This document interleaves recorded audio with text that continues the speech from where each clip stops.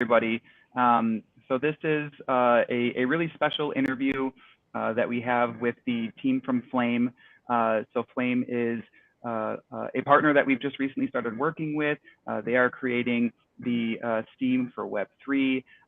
We have Lily, Rick, and Wyatt. If you guys wouldn't mind just sharing a little bit about yourselves and kind of what your role is with Flame and how you got started with it, and maybe we can kind of go down clockwise here, maybe starting with Lily. Sure. Hello, everybody. My name is Lily Contino. As you might see, I'm currently at Gamescom in Germany. Very happy to be here with you all. I am the business development lead for Flame. And I'm Rick Ellis. I'm the Chief Product Officer with Ryu, who makes Flame. My background is in gaming. I've been in the gaming industry for over 25 years, and I'm the founder of Steam. Hey everybody, I'm Wyatt Muxon, the co-founder and CTO of Ryu Games. So I lead our development team overseeing the development of Flame. Awesome. Yeah, really, really great to have all of you here, and super cool to have Lily coming in from Gamescom too. I think that's just super relevant, obviously, to what we're going to be speaking about today. So as far as the history of Flame and kind of how that came about, maybe Wyatt, if you wouldn't mind just sharing a little bit with us about Ryu Games and how Flame came about, and kind of how long maybe it's been in development, that would be really great. Sure. So before we were working on Flame, we were actually working on a real money gaming platform on mobile. And so we were looking into adding NFTs to our product, and we realized that it was very challenging for a couple of different reasons. One, from like the actual technical side of integrating NFTs, figuring out that user experience. And then the other side was the problems around distribution. On mobile, it's very hard, especially if you're doing it on Apple. The rules are very challenging, and the review process can be pretty opaque. And we were working closely with one of our partners, and we knew that the person who was running that studio had founded Steam, and we kind of made the connection like, oh, there's an opportunity here for us to build a platform for distributing games that can use blockchain NFTs. And so that was close to the beginning of this year, and over the last 3 to 6 months, we've been working on Flame. Rick joined us full time as a chief product officer.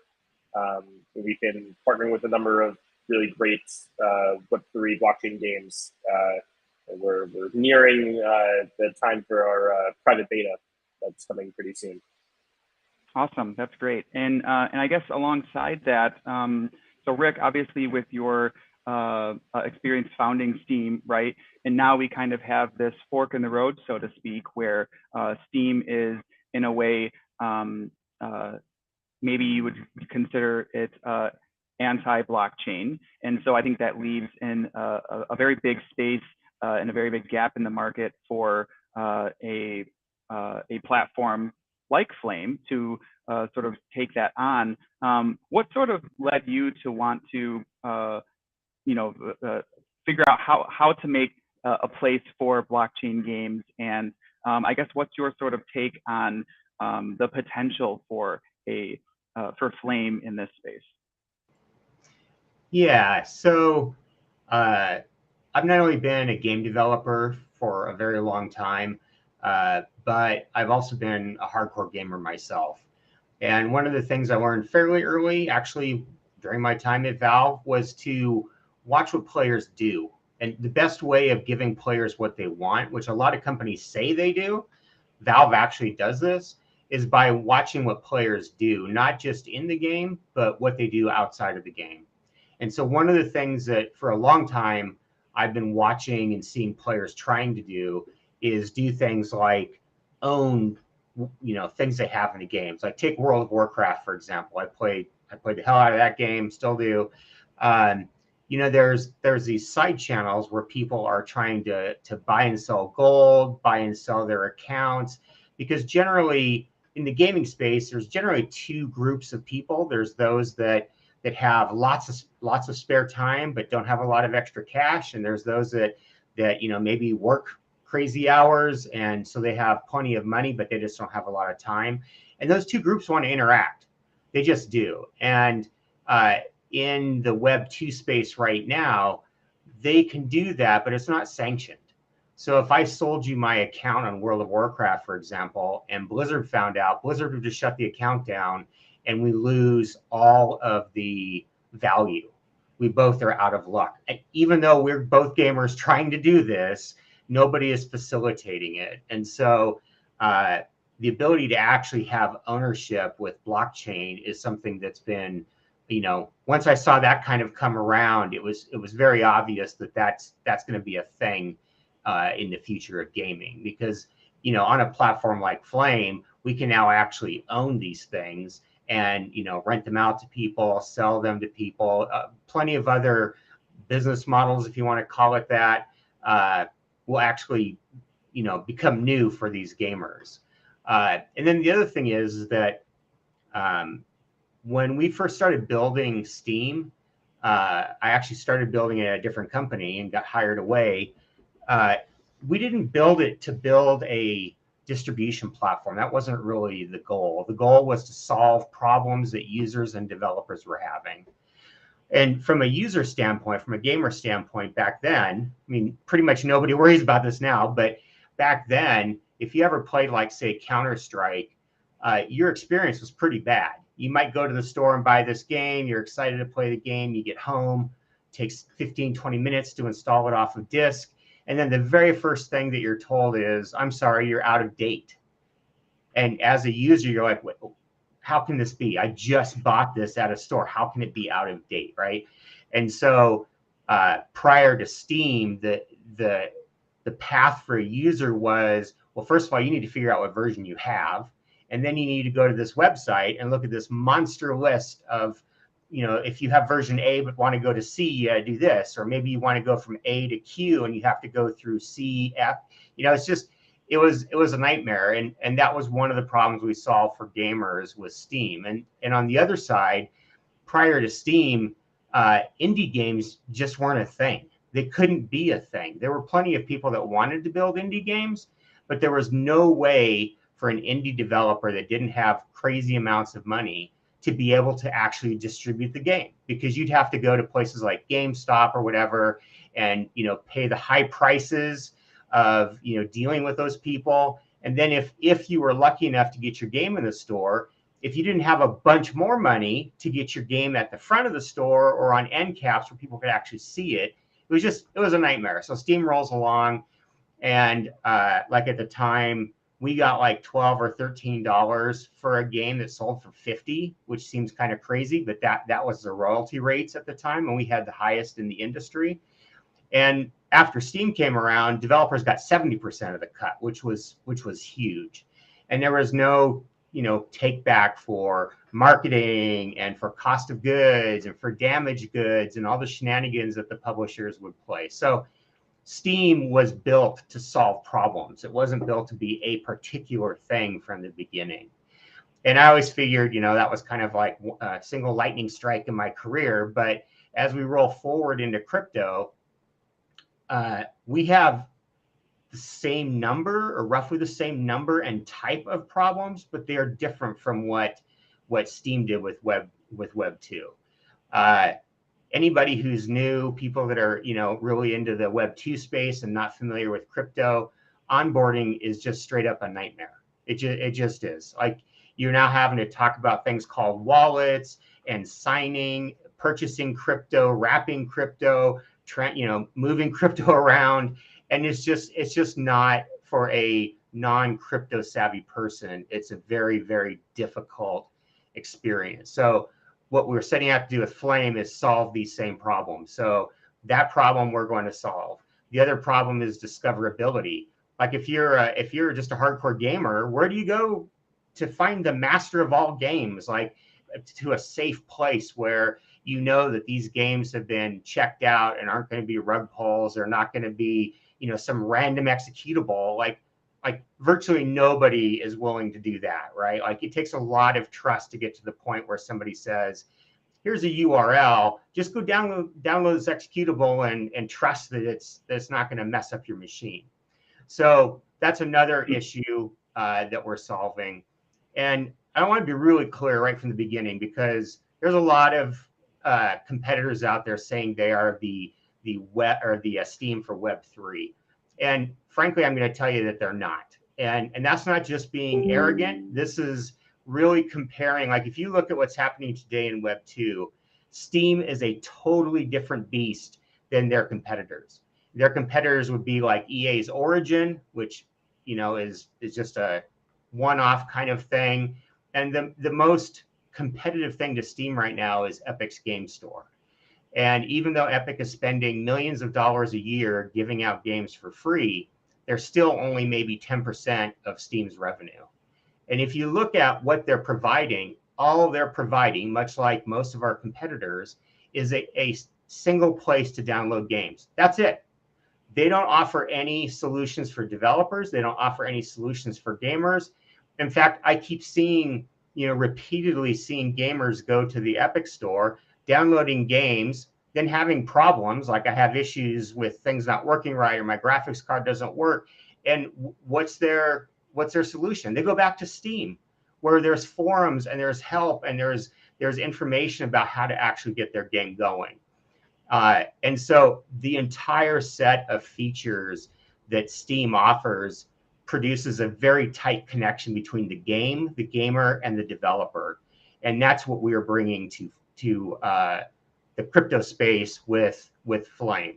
We'll have game overlays where you're going to be able to talk to your friends while you're in game. You're going to be able to invite your friends to play games. You're going to be able to see reviews of games, see developer chat, see roadmaps of the game, having all the social constructs as well, like Flame cards for collectors and trading, achievement systems. That's what we're offering is a trusted hub where you can come and see all of the crypto games, have a safe experience, and have one that doesn't, you know, make you think you're crazy because you don't understand every 6 seconds what's going on. And ultimately, our goal is to make this easy enough to use that the hundreds of millions, and I'm talking, you know, 800 to 900 plus million players on Steam, we want to make this environment a place where they're comfortable and safe moving from Steam to Flame, moving from Xbox to Flame, and having the same type of features they're used to having there. And from a developer standpoint, the more users we bring in, the better. Even the biggest games out right now are starting to, in crypto space, are starting to run into caps of how many users they can have, because the crypto audience for gaming is only a certain size. And it's dwarfed today by the number of, you know, PC and console players. So anyway, that's a long-winded response, but at a high level, that's what we're set out here to build. Yeah, no, that's awesome. And I've always been a very I guess skeptical of, you know, these variety of different sort of Steam for Web3 kind of really just used as like a catchphrase or a buzzword.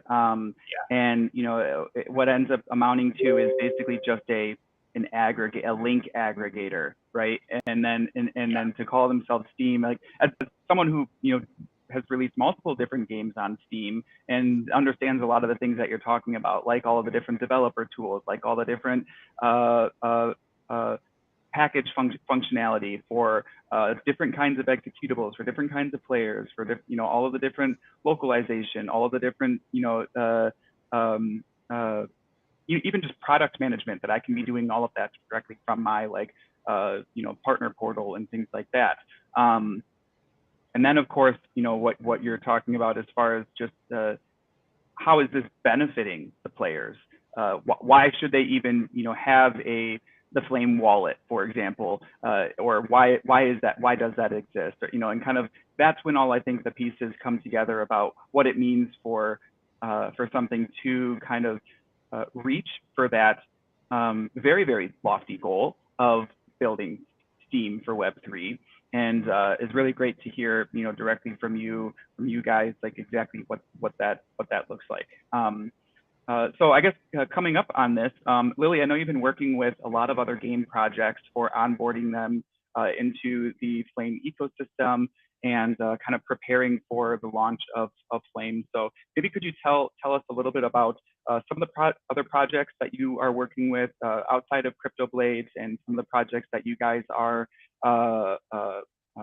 looking to onboard, as well as maybe what's been like the reception or value from a number of these projects that you've been speaking with about the potential for Flame to kind of improve their onboarding or user interaction.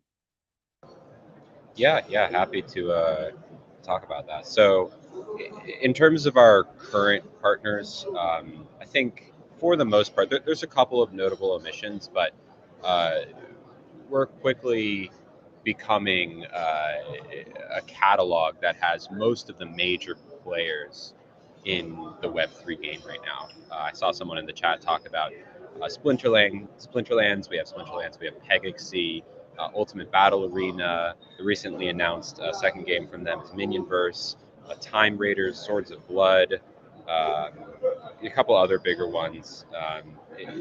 Now, of course, Cryptoblades. It's been interesting because when I've been asked this question before, and it's like, well, what are you looking for in a game? I think no one on this call is just going to disagree that crypto's in a bit of Web3 in general is in a bit of a rough spot right now, especially the past few months. And the best thing that we can do as this emerging industry is to provide quality games for users, right? So at the end of the day, that's what Steam Flame is looking for, is good games. And that's why we partner with Cryptoblades, so that we can begin to build this place where when users come to Flame, they know that they're going to get not just a safe experience, which should go without saying, but it doesn't, unfortunately, today, but they're going to find good games, right? And not just investment paradigms that are flavored as a game. I think at the end of the day, the long-term vision of Web3 1, 2, 5, 10 years from now is not going to be games where the core aspect of gameplay is making money, right? It's in the same way that you start off with the core idea and build upon it, and it gets co-opted into other bigger projects. Like Rick was saying, it just makes sense for World of Warcraft to have a functionality where you can sell your assets. It just makes sense for you to be able to sell a Fortnite skin. The game itself is fun. People play it because it's fun. They don't come to it to make money. It's just a part of the game that is an addition to the experience. The reception to it from these devs, I think it addresses this need that I think as an industry we've struggled to express. We have all these problems onboarding users, getting people not just to come but to stay and to stick around and be a part of things. Flame is really solving for all of those things. Awesome. Yeah. And it's a great point too, especially in with us being in play to earn, right, where there's this certainly earning element to it. That comes and goes as far as how much people are earning at different times, right? Crypto markets are down, people aren't earning a ton. And at the end of the day, that sort of core mission that we set out to sort of achieve as well, which is like, why should we care, and why should anybody care if people are able to sell the assets that they have poured all of their time into to someone else who's maybe interested in kind of picking up where they left off and continuing on. The example that Rick brought up with World of Warcraft is especially relevant, and in fact one that I've brought up many times when talking about why NFTs are beneficial for gaming in general. I mean, because you have people that are going to essentially black market to sell gold or sell their accounts at the risk of being banned, etc. And why are they doing that? Because somebody has attributed some amount of value to what they've been able to achieve in the game. They want to, they want to pay that person for picking up on where they left off or whatever. And there's a market for that. And there's an interest in that. And just like people want to sell something on Facebook Marketplace that they are done having in their house, they want to sell these digital assets that they've been accumulating for a period of time. And why should, anybody really stand in the way of that? And in fact, I think it's a little bit maybe even hypocritical in a sense of the stance that that Valve has taken with Steam, where they kind of talk about all these reasons why they don't want people trading digital assets and things like that, and yet you can trade all kinds of different things and sell all kinds of different things within Steam, right? But it's that they're not going to have a cut of that, I guess, if it's happening on outside NFT marketplaces or if they exist as NFTs. But I don't know the exact reason. I know that I believe them when they say that they do worry about user safety, and additionally, it's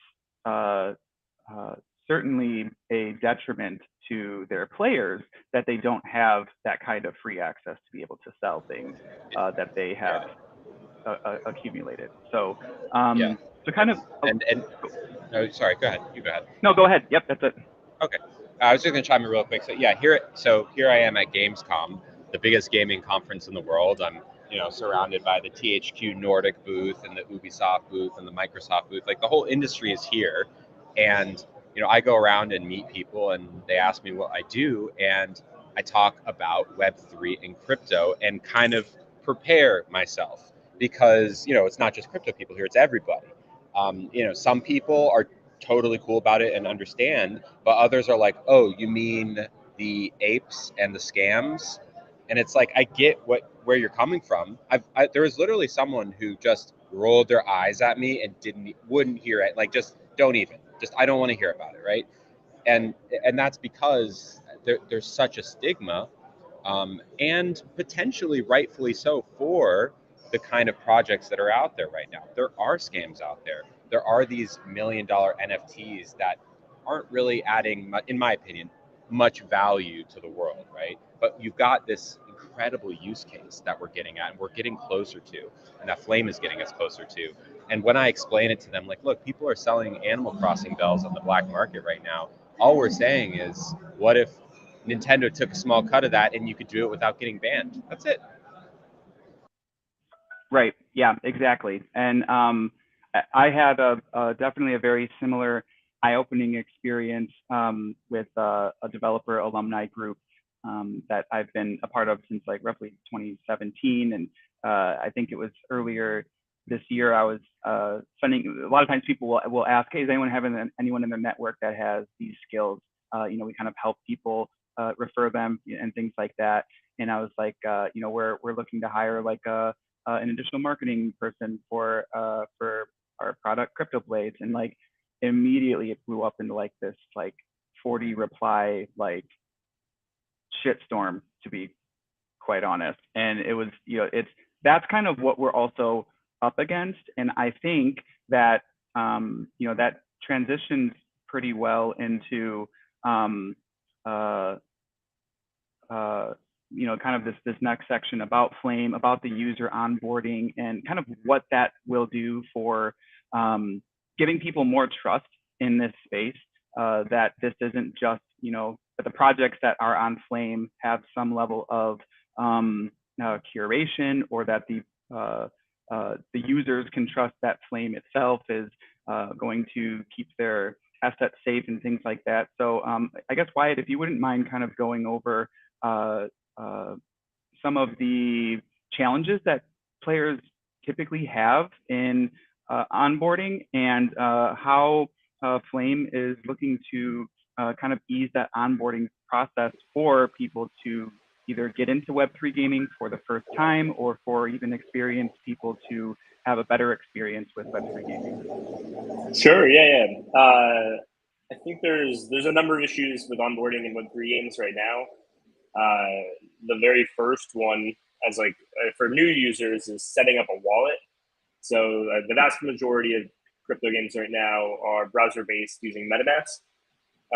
So actually setting up MetaMask for somebody who's not familiar with blockchain technology can be very challenging. The whole concept of private key, public key, seed phrases, everything around that can be incredibly confusing to understand.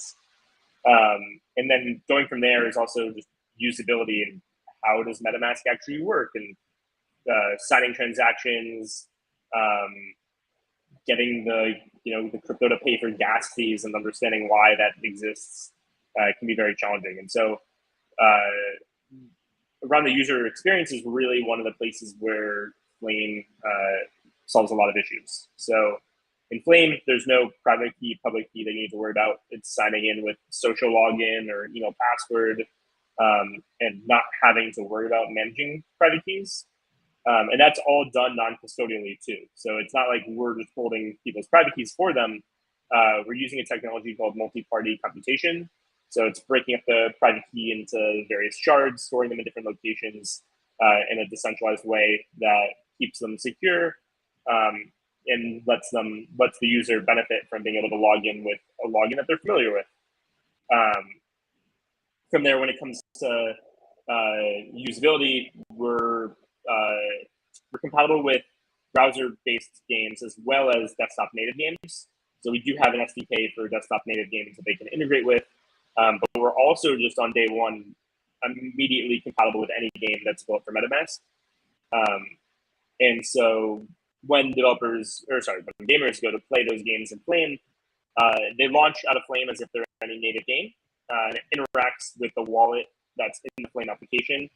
So the developer doesn't actually have to write any code. We use the same protocols as MetaMask, so there's nothing for the developer that needs to do. And then on the Flame side, we help with the onboarding, so explaining like these are the assets that you need. This is where you would get them. Having a fiat on ramp so you can quickly buy crypto and get into trading to have the right assets that you need. And really just simplifying that user experience as much as possible to make it as easy as possible to get into the games. So we recently wrapped up our private alpha where we did a test having users use both Flame and then use MetaMask. And most of the users, they had no trouble making accounts in Flame, getting the games open, and then like actually getting into playing the games. Only I think 2 people, it was a fairly small group, managed to figure out MetaMask, and that was somebody who's been in the blockchain industry for 6 years and somebody who's had like a lot of blockchain development experience in the last few years. So it's only the people with like a lot of blockchain knowledge really figured out how to use MetaMask, and for people who were not familiar with gaming or not familiar with crypto, they just couldn't figure it out. And so that's really, I think, that's one of the ways that Flame really sets itself apart. Give me 1 second, I can fix my microphone. I'd like to add a little bit here too as well. Kind of at a higher level from a gamer standpoint. Gamers tend to be a pretty cynical bunch, me included. And, if we rewind time, I don't know, 8-10 years, we ran into this thing called free-to-play, which had a similar type reception.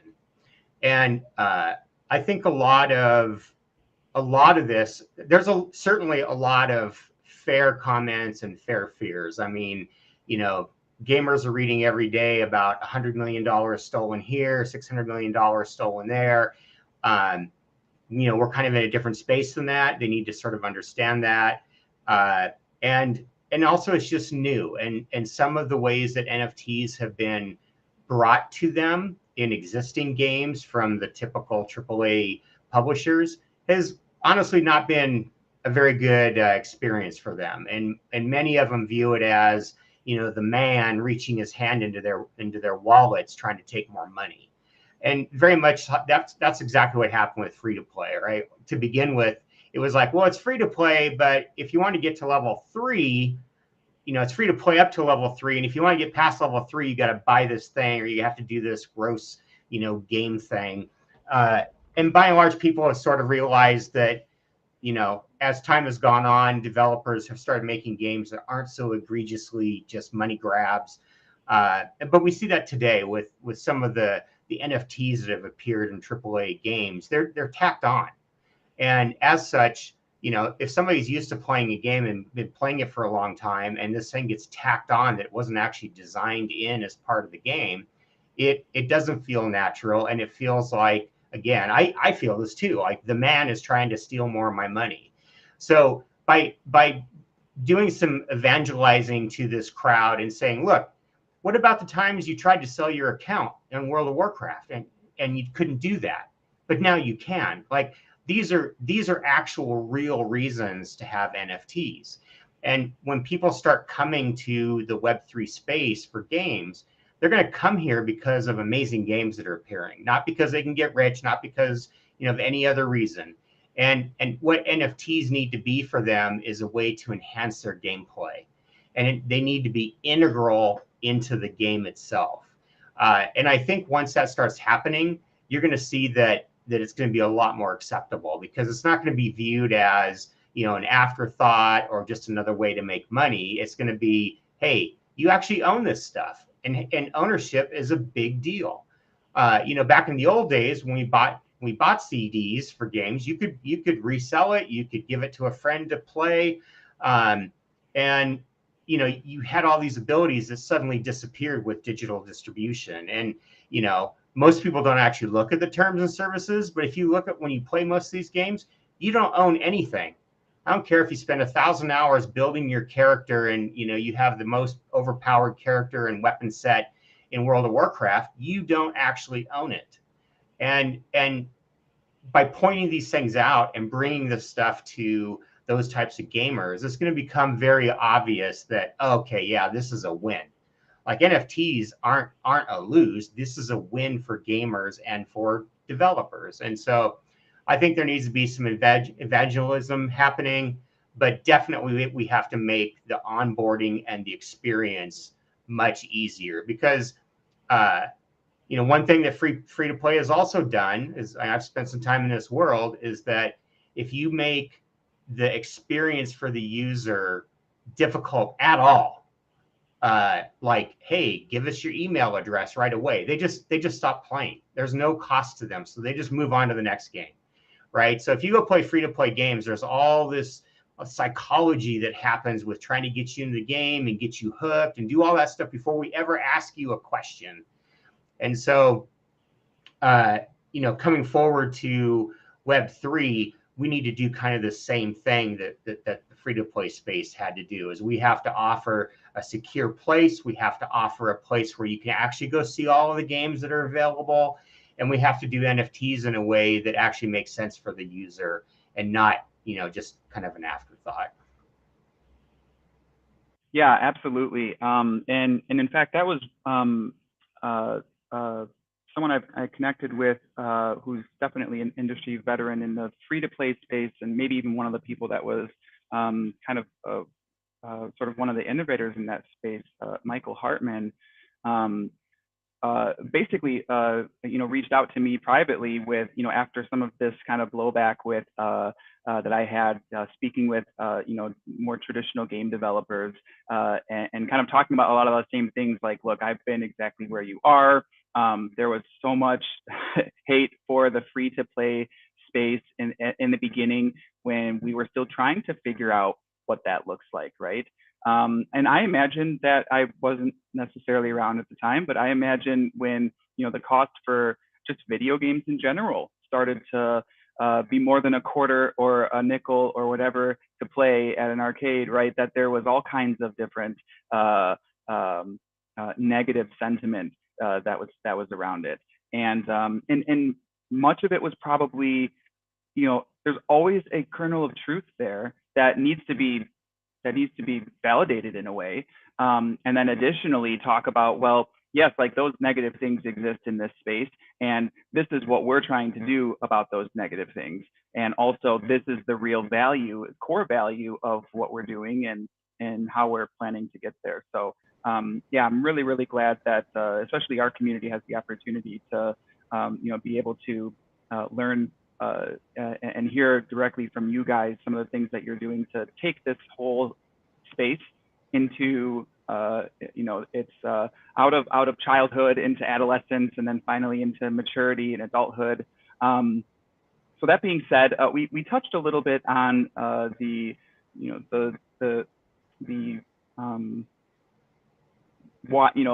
Steam has taken this kind of stance against NFTs. I wanted to hear if any of you could maybe elaborate on, do you think the traditional gaming space or Steam specifically will eventually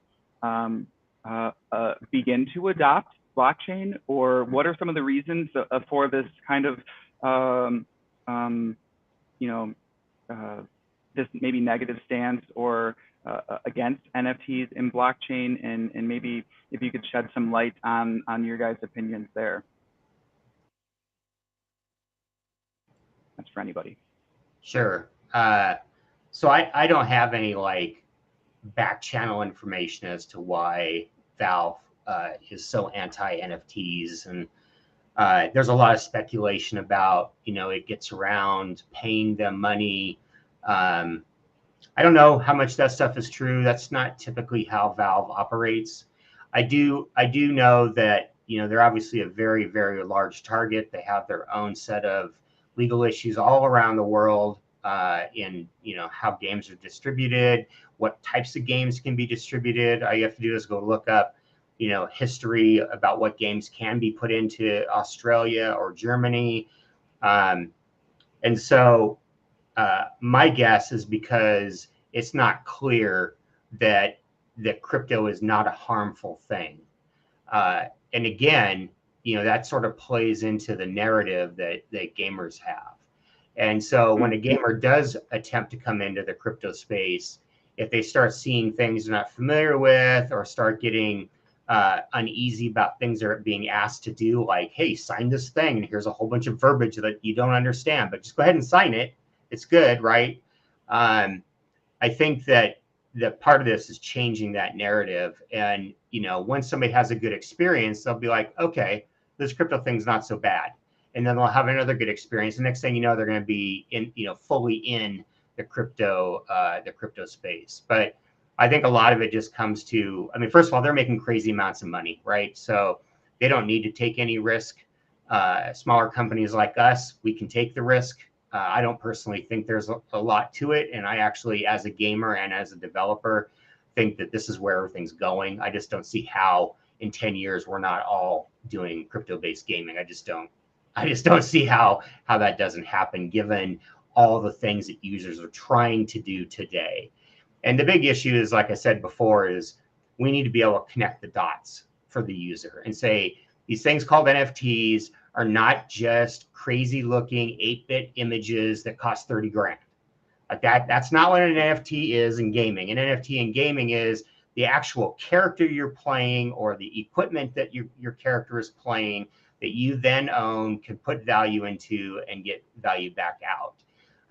If you were to ask most crypto or non-crypto people, their idea of an NFT is a monkey image that somebody paid crazy amounts of money for that nobody really gets. And so we need to change that narrative of, the gamers, and eventually the world needs to kind of change their view on this stuff. Yeah, and I think that's probably just a good point that the Steam is humongous, and they have so many more challenges than just for example more of a startup like Ryu Games that doesn't have to deal with all the sort of, hey, we're going to start distributing this worldwide, right? Like, how are we going to sort of solve some of these potentially legal or risky issues that a company like Ryu Games doesn't necessarily have that same problem, where you're basing your sort of core model on NFT and blockchain gaming, and thus can figure out ways over those barriers when you get there versus potentially opening yourselves up to risk. And I think that's probably one of the bigger benefits of a smaller company being able to approach this versus larger companies. And that being said, you brought up the Epic Game Store. what's been interesting to me is maybe 2 months ago, I remember reading an interview with the CEO of Epic Games, and it was definitely, I would say, very anti-blockchain. And now all of a sudden they're giving grants to blockchain gaming companies and other things like that. And it seems like maybe they're trying to make a play at it. And so I think it's really starting to heat up. And I think as bigger players start to adopt it, I think it's also going to eventually shift the overall sentiment for the currently very skeptical traditional gaming community to start to see, well, okay, I guess if some of these other, bigger studios or bigger platforms are starting to support it, then maybe I should give it a try, or maybe I should at least hear them out, that kind of thing. Yeah, this is actually reminding me of something. When we were building Steam, we were in the same boat. Slightly different. We weren't trying to convince people that NFTs weren't bad, but when we were out talking to people about putting their game on Steam, they were terrified of the publishers. Most developers are like, whoa, if we do this digital thing, like Walmart might shut us down. Like they may not carry our games. And so it was this big financial risk, or at least that was the view, was that they had this huge risk of, we might really upset the brick and mortar stores and lose our distribution channels. And then where will we be? But, as we talked to them, we said, well, how is getting $7 on a game that sells for $50? How's that working for you? Are you actually making money? And most of the answers were no. We just barely made enough money to build the next game. And so they never were in this position of actually, bettering themselves. And so we kind of led the way with Half-Life 2.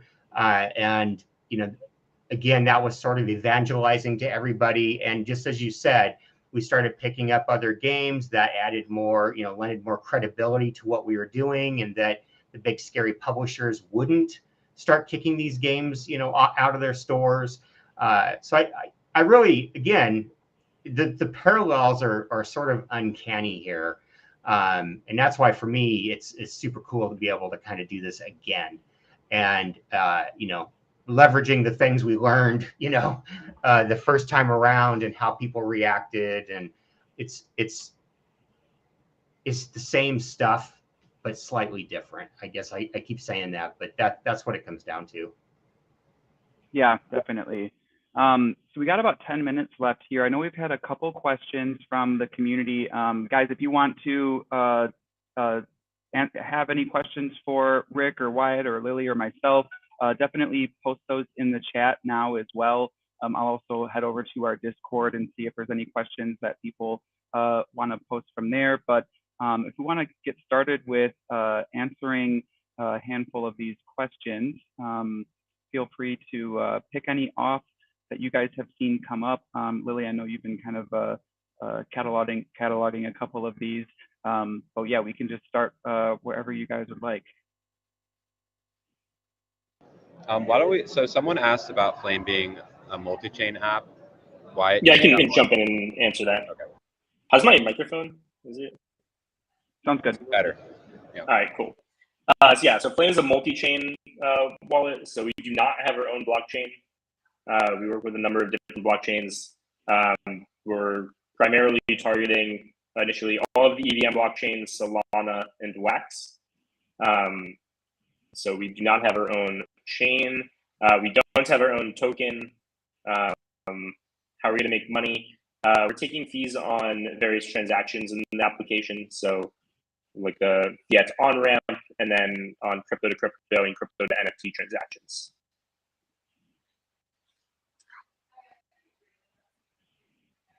Awesome. And then I think Jimmy had asked about pay to win. Rick, I feel like you might have some opinions on that. Yeah, generally, when a game is competitive, to me, pay to win is just this foul play. I don't think that's cool. I do think in cases where it's cooperative gameplay or just like single player kind of things, I don't really see a whole lot of issue with pay to win. I mean, I'm used to playing. I'm pretty much exclusively play games that are multiplayer where there is no save, reload kind of thing. Like if you get defeated with a boss, you start over. And so I sort of feel like that's sort of in the same vein as pay to win, but generally, yeah, I think that pay to win is really bad. And again, it's because of the two types of gamers I mentioned earlier. Not everybody has the money or wants to spend the money, in a video game. I agree with Rick 100%, and I think Wyatt had mentioned it before that before we worked on Flame, we worked on real money gaming, and that those kinds of games in particular are there's actually legal obligations to make it so that it is a game of skill, right? So if anyone understands what it means to value the skill-based winning, it is us. Though, yeah, I think you think about the most obvious pay-to-win example for me is Candy Crush, where you I mean, it's engineered that way. You can't beat a level. You have to buy one of those little hammers, and then you get to beat the level, and that's how they make billions of dollars. Eventually, once we will need to get those. Actually, I was just in a conversation with someone, and we talked about the quote unquote soccer moms. Someone else said that they'd heard them referred to as the gambling grannies. So I like that one. So I'll stick with that one. And those kinds of games, there will need to be eventually an equivalent of a Web3 Candy Crush, right? Where that kind of gameplay will be there. Except instead of just a plain old hammer that's a one-time use, maybe it is a NFT hammer, or there's things along those lines. But yeah, time and place. Yeah, and I'll even add a little bit there where we're currently working on a battle pass of sorts, where which is something that's very popular in a lot of free-to-play games, where you can pay a certain monthly subscription, and for maybe $5, $10, $20 a month, you can get access to a significant amount of more like premium or typically features that you would normally have to pay for, kind of all in bulk, like a bundle deal. And thinking about that from the perspective of NFTs is pretty interesting, because what that might open us up to is, if you want to purchase this battle pass, for example, and maybe you pay a one-time fee for this battle pass, and it exists as an NFT, and then you can use that NFT, check the smart contract, you have the NFT in your possession, claim all your rewards, and then maybe you can actually sell that to somebody else who's interested in picking up that subscription, versus not being able to sort of recoup any of the cost of that you put into the game. And so there's a lot of really interesting ways that we can use this idea of the transferability of digital ownership into some of these elements that have been very successful with either freemium games and things like that. So it's something that we're always kind of is always on our radar, as far as like how can we kind of achieve these different sort of monetization elements in Web3. So all right, looks like we got a couple more here. We had somebody asking about kind of a two-part question about the names Flame and Ryu games, and then also for Lily about the general interest in Web3 gaming. Maybe we can kind of tackle that. Yeah, I got it. I got you. So interestingly, the first half of that question, I for some reason is contentious among the Flame team, and I mean that in a friendly sort of way. So the Valve got its named the Steam because what comes out of a valve? Steam. And in Japanese, the word Ryu means dragon. So what comes out of a dragon? Flame. That's it. I came up with that, though, some might tell the story differently. But I came up with the name Ryu Games, so that is true. You came up with Ryu. I came up with Flame. So we'll both get our royalty checks later. Exactly. at the conference, it has been very interesting. I think I mentioned earlier that depending on, and there's, I want to say hundreds of thousands. There's so many people. There's a wealth of opinions about crypto here. Some of them good, some of them bad.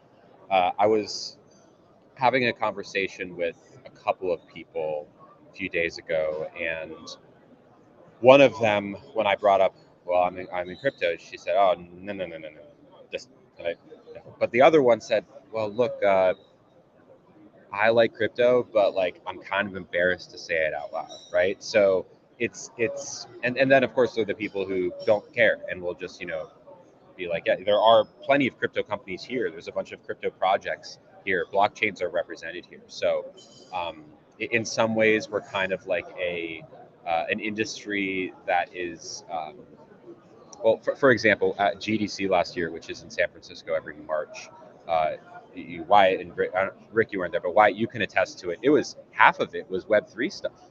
Half of it was all there, half of the floor. And you couldn't look any direction without seeing some sort of Web3 auth or what have you. But at GDC, here at Gamescom, now that we're in a post-crash world, essentially, it is a lot smaller. The meetings are still happening. People are still talking, but it's a little under the radar. So what I'll do actually, and Rick, I haven't told you this, but when people ask about specifically what I do in crypto here, and these are business meetings, like B2B meetings, not just non-industry people, I'll open with talking about kind of the problems that you solve with Steam, right? Because it's not a hard concept to get on board with.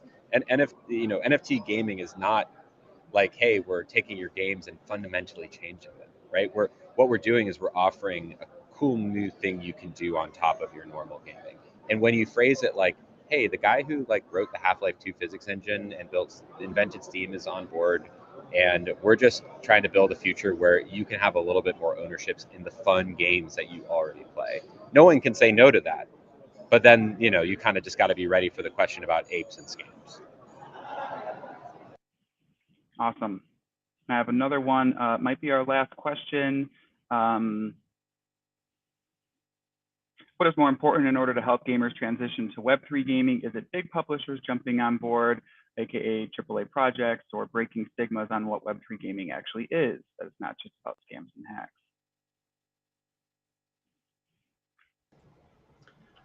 So I also, just to kind of jump in, I've seen a couple questions about, what makes a good game or how are we going to evaluate these? And I want to make sure that it's understood.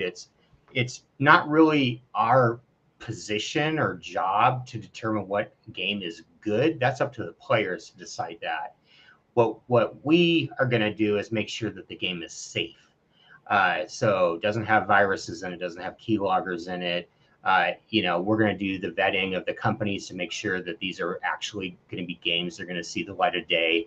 We're not always going to be right because even good projects end up running out of money and stuff. But that's really what we mean about vetting the games. There's certainly been plenty of games that went on to, huge fame and fortune that I would have said initially were going to be bombs. So we certainly don't want to be the ones that decide for all players what's a good game. But what we can do is we can decide whether it's a safe game for you to try. In terms of what's more important in helping gamers transition, to me, the developers and the publishers will follow, the smart ones anyway, will follow what the gamers do. And so I think, really the evangelizing, while it needs to happen at all layers or all levels, I think the real win here is convincing gamers that the crypto space has really good games. The crypto space is actually safe. A bunch of the things you've heard about it are just straight up wrong. And so for me, anyway, my personal view is it has to come from the gamers first. And those developers that are really on top and paying attention to what their gamers want, and not just the ones that say they do that, they're going to end up coming into this space because they're going to follow their players. Awesome. So I think with that's all the time that we have today, but I just want to thank the entire Ryu Games team for meeting us from all over the place and all different kinds of time zones to tell us more about Flame. We're very, very excited to be working with you guys, and I think that this is going to help us kind of achieve our next steps as far as being able to, onboard our next million players into the CryptoBlades ecosystem. And I'm very excited to have partnerships with you guys as far as the experience that you bring into this space as well. So just thanks again for spending the time with us this morning, and I'm looking forward to the next time that we can chat. Yeah, thank you very much. Thank you. Your community, and for you, giving us the time to talk about, our baby. So Awesome. we appreciate it. Awesome. Thanks, everybody. Thank you.